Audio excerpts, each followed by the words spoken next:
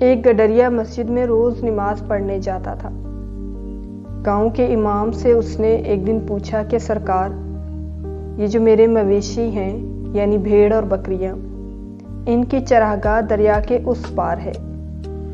بدقسمتی سے ہمارے گاؤں میں کوئی ان کے خوراک کا سامان نہیں ہے، تو میں روزانہ جاتا ہوں تو مجھے کشتی کے 2 آنے دینے پڑتے ہیں دریا کے اس پار جانے کے، اور 2 آنے دینے پڑتے ہیں واپس آنے کے، تو میرے تو بہت سے پیسے خرچ ہو جاتے ہیں۔ آپ بڑے پڑھے لکھے انسان ہیں، اتنی بڑی بڑی باتیں بتاتے ہیں، آپ مجھے کوئی ایسی تجویز یا مشورہ دیں کہ میرے یہ 2 آنے بس بچ جائیں کسی طرح۔ مولانا نے سوچا کہ میں اس گڈریا کو کیا سمجھاؤں اور اس کی سمجھ میں کیا آئے گا۔ مولانا نے کہا، بسم اللہ الرحمن الرحیم پڑھ کر دریا میں اتر جاؤ اور اپنے مویشیوں کو بھی دریا میں اتار لو اور دریا پار کر لو۔ اگلا بندہ چونکہ صاحب یقین تھا، جو مولانا نے کہا گڈریا نے ویسے ہی کیا۔ بسم اللہ الرحمن الرحیم پڑھی، اپنا تہبند اپنے کمر سے باندھا، مویشیوں کو بھی دریا میں اتارا اور خود بھی اتر گئے۔ مویشی چرائے اور شام کو واپس بھی آ گیا۔ اب زندگی آسان ہو گئی اور پرسکون بھی۔ ایک دن شام کو وہ اپنے مویشی گاؤں میں واپس لانا چاہتا تھا تو دیکھا کہ مولانا بھی وہیں کھڑے ہیں اور بہت پریشان ہیں۔ دنیا بھر میں دستور ہے کہ سورج ڈوبتے ہی کشتیاں الٹی کر دیتے ہیں۔ ملاح کشتی الٹی کر دیتا ہے کہ اب سفر ختم، اب کل سورج طلوع ہونے کے بعد دوبارہ سفر شروع ہوگا۔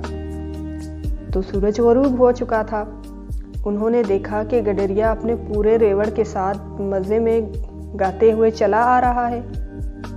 تو مولانا نے اس سے پوچھا کہ تم کیسے دریا کو پار کرو گے؟ یہ کشتیاں تو الٹی کر کے چلا گیا ہے، کوئی ملاح بھی نظر نہیں آتا۔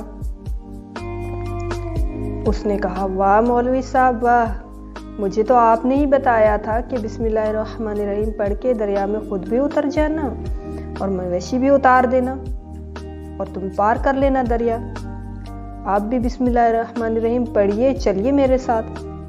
تو چرواہا صاحب یقین تھا اور مولانا صرف صاحب گفتار تھے۔ مولانا نے بسم اللہ پڑھی، ذرا سا پانی گہرا ہوا تو ڈوبنے لگے، بہت چیخے چلائے۔ چرواہا چونکہ آگے نکل گیا تھا، وہ واپس پیچھے آیا۔ واپس آ کے اس نے پوچھا مولوی سے کہ کیا ہوا، خیر تو ہے؟ مولانا صاحب کہنے لگا، میں تو ڈوب رہا ہوں، میں تو مر رہا ہوں۔ اس نے مولانا کو اٹھایا، اپنے کندھے پر رکھا اور جب ساحل پر لا کے کنارے پہ اتارا تو پوچھا، مولوی صاحب جی بسم اللہ الرحمن الرحیم تو آپ نے ہی مجھے بتائی تھی، تو آپ سے کیوں نہیں دریا پار ہوا؟